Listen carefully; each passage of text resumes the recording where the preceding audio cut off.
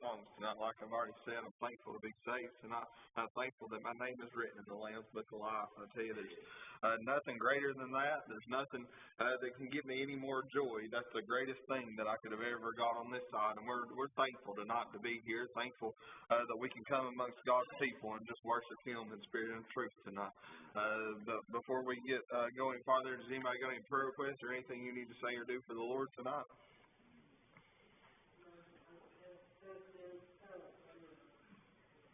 Amen. Anyone else?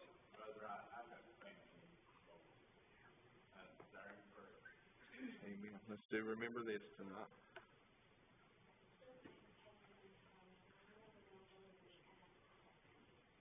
Let's do remember these tonight. Anyone else? Talked to Eric this afternoon, and he said, when we had the play, he got some asking questions over there about that ever since the play. And so one of the mothers come to him today and said, tell the church that it was not in, that play has helped them, but it helped her pray for this little girl. She's asked questions ever since the play. So let's remember them. I told him, I said, Eric, we got lost here. And I said, so he's remembering them like we're remembering them. Amen. That's our duty, church. We're all in this for the same thing, no matter if we're Green Acres or any other church. We're all in this for the same purpose. So let's do remember those lost tonight. Anyone else?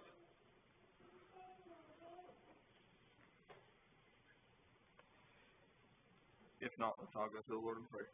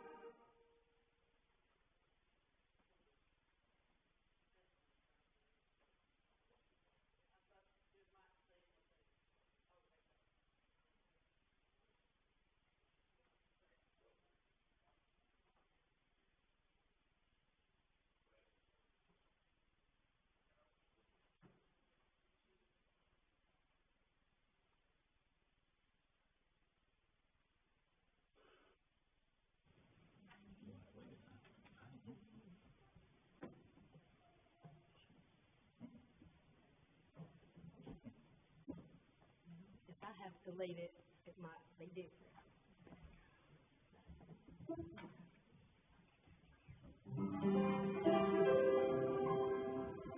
Here I labor and toil as I look for a home, just a humble abode among men.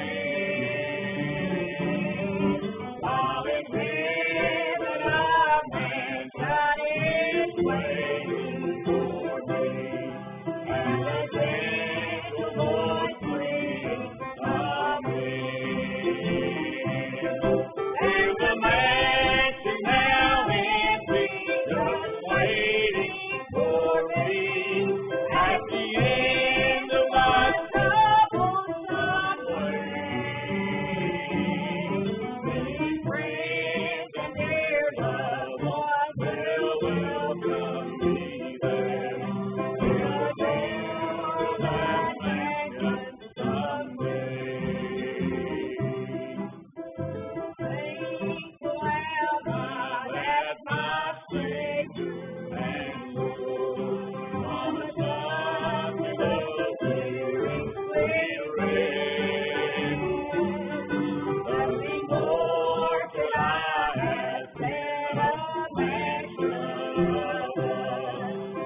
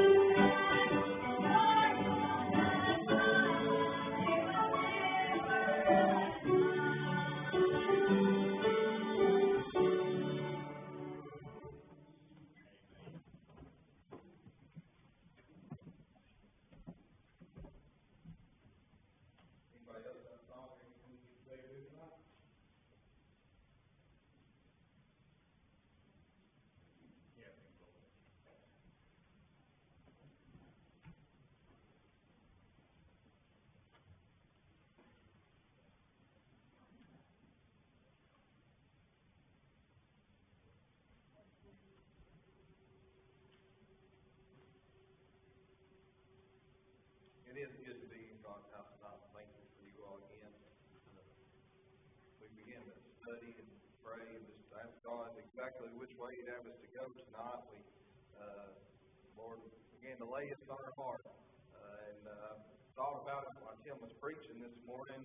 Thought about these words, and we'll get to them in just a minute. But began to think about this, and we're going to be in Acts chapter number 26, is where we'll be reading out. But before we get to Acts chapter 26, I began to look at the chapters before that. We began to look there, and we all know the story about Paul whenever he was on his way to Damascus. Before he was converted, he was on his way to Damascus to persecute the church. And we know that the Bible tells that when he got down to the Lord began to speak to him. And he accepted him that day, and God began to, he got a new name that day, and we're thankful for that. But as we began to think about that, we began to look at chapter 21 and began to see there. If you look at chapter 21, it began to tell us there that there was some danger in Jerusalem. And Paul began to have a desire from the Lord to go to Jerusalem, and he began to want to go that way. But the people that began to be with Paul that day, we'll read a little bit in 21 here, verse 13. Paul said, "Then Paul answered, What mean you weep and break my heart? For I am ready not to be bound only, but also to die in Jerusalem for the name of the Lord Jesus." And that's all we'll read for a minute here. But he began to be amongst these people, Tim, and I began to think there how a lot of times in this world that we live in, we're amongst a lot of people who will try to persuade us to not do what the Lord would have us to do, Tim. And I began to think about that, how the world that we live in, it'll try to tell us that we don't need Christ in our lives. The world that we live in, we don't need to go to church and all these different things. And I began to think, not only that, but maybe tonight, Tim, as we began to get ready for church, maybe Satan began to come up and he began to tell you tonight that maybe you just didn't need to go to church tonight. Tim, I couldn't help but think about how when I was a kid, I remember that cartoon, and you probably know what I'm talking about. That cartoon where you would see, you'd have the devil on one shoulder and you'd have God on the other, and they'd both be talking to him, and they're both trying to get him to do this or to do that. I began to think how that's the type of world that we live in tonight. The world is on one shoulder telling us, Larry, we don't need to go to church. We don't need to go and minister to these people that are lost and undone. We just need to quit. That's what the world wants, Larry. And I began to think there how Satan, the Bible says he's a roaring lion, thinking whom he may devour. And we thought there how Satan will do anything to destroy us as God's children. Just like it was Paul doing during that week of revival. He just wants us to be a lazy Christian, Tim. And I found myself in that position many a time. Well, I began to have to be persuaded. I had the devil on one shoulder, I had the Lord on the other, and I had one of them tell me don't do this, and the other one tell me to do this. But at some point, we have to decide, we have to say, you know what, we're going to move on. And that's what Paul began to do here. The people that he was with, they began to say, well, we can't go down there. They'll want to kill you, and they'll want to do all these things to you. But what did he tell them in verse 13? He said, Paul answered, what means you to weep and to break my heart? For I am ready, but not to be bound only, but also to die in Jerusalem for the name of the Lord. He was willing to go to Jerusalem and do everything he needed to do to lift the Lord's name up, even if it came to death. He began to do that. And we began to read on there, and you go on to the next part, in the next chapter there, he began to go down to Jerusalem there. And he began to go into this city, and he began to, the Bible says he was there for some days, and as he was in Jerusalem there, he began to go into the temple, and they went into the temple, Tim, and as they began to go into that temple, they began, some of those Jews that were there, they began to look, and they began to notice who he was in that moment. If you have it this way there, they began to see the old man that he was, and they began to see there. And don't get me wrong, I can understand how they felt about me being in that moment. But I'm thankful that no matter what I've done in my life, that we serve a God who can change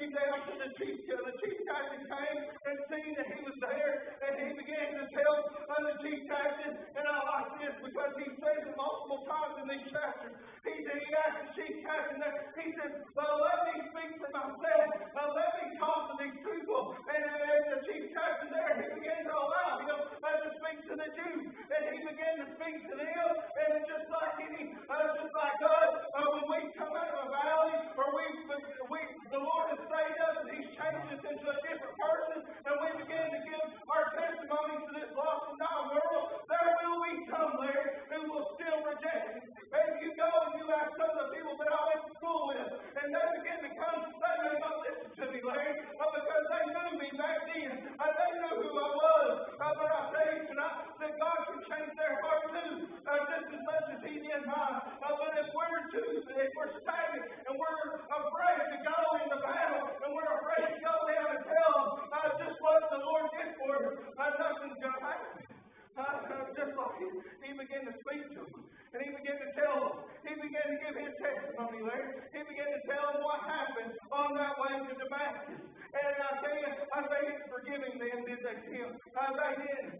You go on and read in 23, in chapter 23, they began to want to kill Paul because of the things that he had done. They had went so far to say, Larry, that they were not going to eat or anything until Paul was dead. And I tell you, in this moment, we began to look there how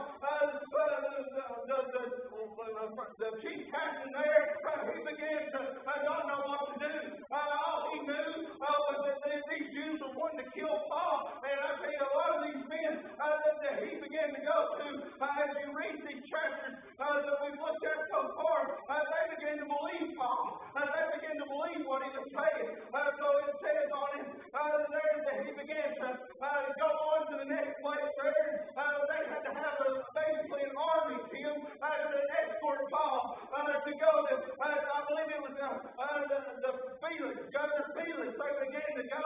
He had to have an army take him there because those Jews, they were wanting to see Paul dead. Just like the world that we live in, they don't want to see God's people rejoice. They don't want to see God's people get excited. The world wants to kill the church if you have it that way because we've allowed them to. A lot of times we'll blame the world and all these things. Larry, it's me. I've allowed the world to feel this way. And it happens this way, Larry. People used to, they used to not say and do things in front of God's people. But now the world that we live in, they don't care, do they? Because they don't respect the church anymore. And whose fault is that? That is my fault tonight, Larry. It's my fault because I don't lift the Lord's name up. I don't stand against the things. A lot of God's people are afraid to stand up against this world that we live in. And we're afraid for whatever reason. But Paul said he would die, didn't he? He would go to Jerusalem and die to stand up for the Lord tonight. Church, we have to quit letting this world intimidate the church. Because I tell you, the world does not have a God that way. They don't serve a God that can take everything that we've got, and He can protect us better than anything that you can ever see here tonight. I tell you, they don't. They're serving the world. They're serving Satan. We serve a God who can take care of everything. He can get us through any battle that we go through. The Bible says vengeance is mine. It says God will repay. Let God take care of those people. But keep moving on and pressing toward the mark that He set before us. We can't allow the world to dictate what the church is going to do. We have got to dictate what the world is going to do. As he began to go over to Governor Felix there, he began to do the same thing. He began to tell Felix, let me speak for myself. And as he began to speak for himself, Felix, there again, he began to believe Paul could have it that way. He did. But it was getting to the end. They kept Paul for a couple years in prison there. But it was getting to the end of him being governor there. And it says in verse 27 of chapter 24, it says, but after 2 years, Festus came to Felix's room, and Felix willing to show the Jews a pleasure left Paul there. He was afraid Travis that way, Tim, to let Paul go. Because he was afraid of the Jews. He was trying to please them. He was trying to please them. So it goes on there, and it says that there was Festus began to come into power there, and we know we're getting over to it just a second here. But Festus began to get into power, and if you go on and read there, it says that King Agrippa was going basically to congratulate Festus for him being in power, and he began to go down there, and Festus began to talk to King Agrippa and say, I've got this man, the Jews have said all these false things against and all these things. Why don't you hear him just for a little while? And I'm thankful that King Agrippa said yes. But he began to go and he began to speak to Paul. And Paul did the same thing. He said, I want to read it. It says, then Agrippa said to Paul, thou art permitted to speak for thyself. Then Paul stretched forth the hand and answered for himself. I think myself happy, King Agrippa, because I shall answer for myself this day before thee, touching all the things whereof I am accused of. Tonight, church, I'm thankful Tim, that I can speak for myself. That it was a Sunday morning at Averdale Baptist Church, that I got down upon my hands and knees, and I asked God to come into my heart and save me. There is nobody who can give me that testimony. God was the only one that can give that to me, and nobody can take that away from me. I'm thankful for the Bible tells us that nobody can pluck us out of our Father's hands. Once I got down on my knees and I asked God to save me, I am sealed until the day of redemption, and there's nothing that nobody can do about it. And I'm thankful that Paul began to tell King Agrippa that. He began to tell him what happened on the way to Damascus, how the Lord began to change his life. And I want to get to one more spot here. This is where our main thought comes from. Verse 27, it says, King Agrippa, believest thou the prophets? I know that thou believest. Then Agrippa said unto Paul, almost thou persuaded me to be a Christian. And Paul said, I would to God that not only thou, but also all that hear me this day were both almost and altogether such as I am, and set these moments. He told King Agrippa, told him, he said, I'm almost persuaded. Larry, I don't know about you, but growing up, and even now, I like to win. I do. So if you put me in any kind of sports or any kind of game or anything, Larry, I like to win. I do. I give it my all and I try to win. I'm just competitive like that, Tim. One thing that I don't like to say, Larry, is I almost won. I tell you, and I've always heard this, almost only counts in horseshoes and hand grenades. I don't know if you've ever heard that, but I tell you, almost doesn't get it done, does it, Larry? Just like here, King Agrippa almost wasn't going to get it done. He had to be all together. It can't be an almost thing. Maybe you, through this revival that we've had, and through these circumstances, maybe God began to speak to your heart and show you that you're lost and undone and you need to be saved. Maybe you are almost in that state of almost persuaded. Tonight, church, we're not promised tomorrow like he was told to us this morning. You're not promised another day. But I tell you tonight, church, today is the day of salvation. Right now is the expected time. Come get what the Lord has put on your heart. If he's not put on your heart, you need to be saved. Don't be almost persuaded, church. I tell you, when God began to convict my heart at Averdale Baptist Church, Larry, I left that Sunday morning lost and undone. And I tell you, Larry, that if I would have died that week, I would have been a King Agrippa. Almost persuaded. Because that first Sunday morning, I didn't come up to the altar to be saved. I didn't. I began to reject God calling me, and I began to run because of being scared of what people thought about me, being scared of getting up in front of a bunch of people that I didn't know. I tell you, don't be almost persuaded tonight, because almost persuaded can put you in hell, and you will never have another chance to be saved. The Bible says there's a great old thing, Larry, and once he said, depart from me, I never knew you. We can beg and plead and beg and plead and beg and plead all we want, but I promise you tonight, church, you will not get another opportunity to be saved at that point. So don't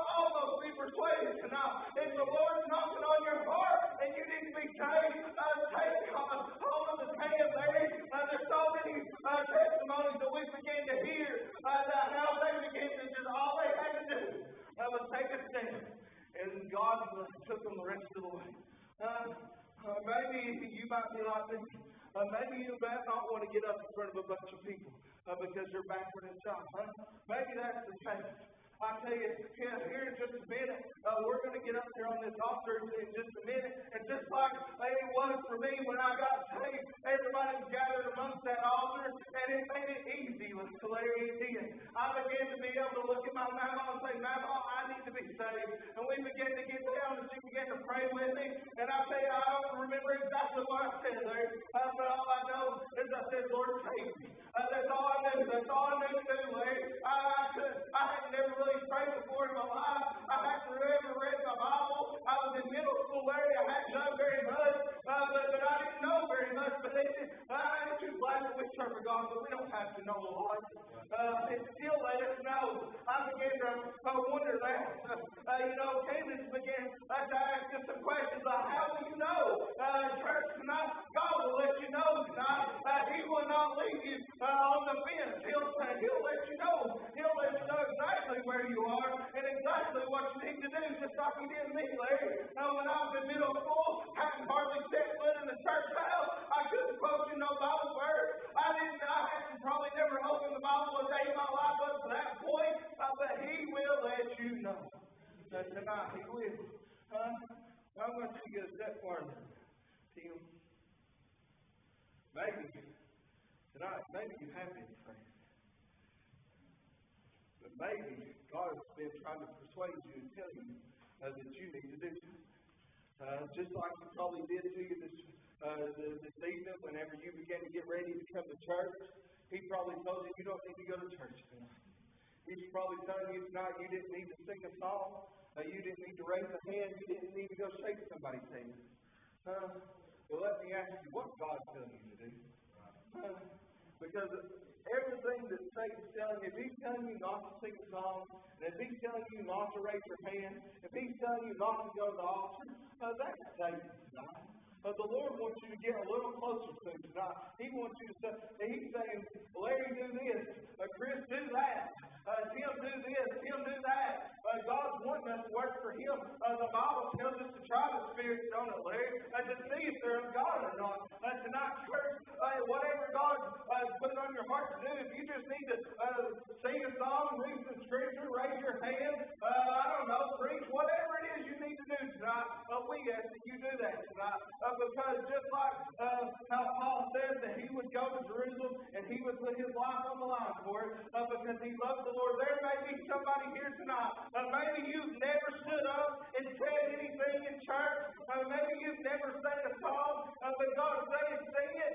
There's somebody that might be looking for you. They may have said, God, if you would just tell Larry to get up and go and sing that one song, I'll go and do what you told me to do.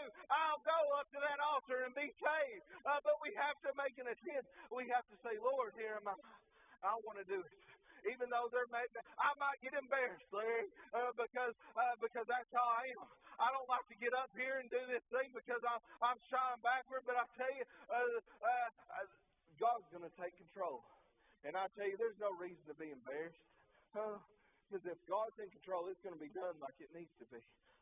And I tell you, if anybody ever makes fun of anybody for doing something that the Lord's told them to do, just like it's been told to us before, we need to be right there on the altar praying with them, don't we? Because if God's laid it on your heart, that's all that matters tonight. So I'm coming to a close. So somebody come and get us a song tonight.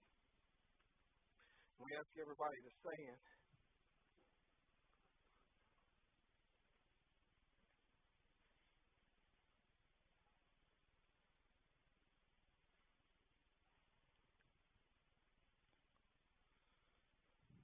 Have you almost been persuaded lately?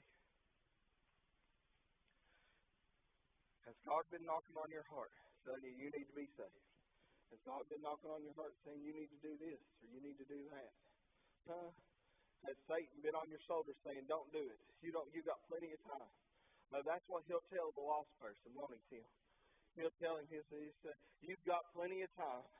But we're not promised tomorrow, Larry. Just like Tim told us this morning, we're promised the exact breath that we're taking now, the heartbeat that we're taking now. That's what we're promised. We're not promised another breath. We're not promised tomorrow. So why not tonight say, you know what, I'm tired of being where I'm at. And if you need to be saved, be saved. But if you've got something on your heart that you need to do, be tired of being where you're at. Be tired of being stagnant.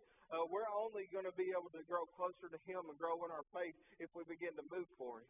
We can't just say we've had revival. Everybody's been up on the altar and there was shouting and praising and there was people repenting and all these different things, but we're not going to do it anymore. There has to be. We got to want to do more, Tim. It can't just stop in revival. It can't. It has to continue to move forward tonight, church. If we continue to be stagnant, we're going to end up back in the same boat that we just got out of. We're going to be back in the same place where we was before we had that revival. We're going to be stagnant and not moving tonight. And I tell you, you ever look at stagnant water, it begins to sit there, and then there begins to be things that begin to get in that water, and it's nasty. But you go down here to one of these springs that continuously run, and how cold and good does that water taste? We have to continue to move, church. As they begin to sing, whatever it is that God would have you to do tonight, we ask that you to do that.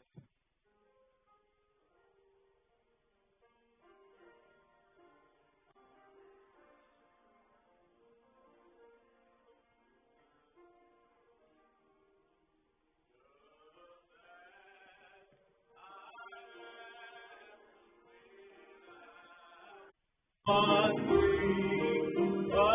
that thy blood was shed for me, and that thou didst become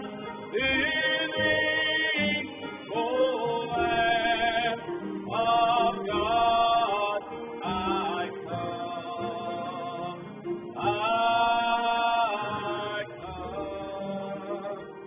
Just as I am, and waiting not to rid my soul of want or flood to Thee, whose blood can cleanse His spot, O Lamb of God, I come. I come.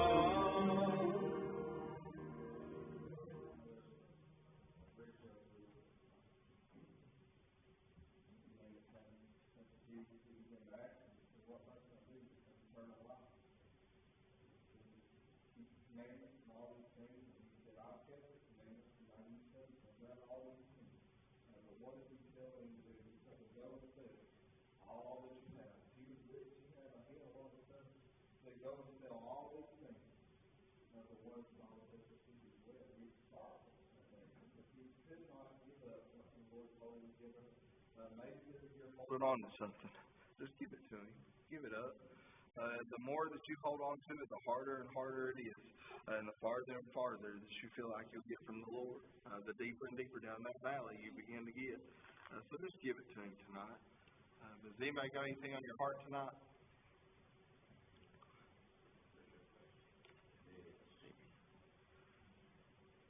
Anyone else?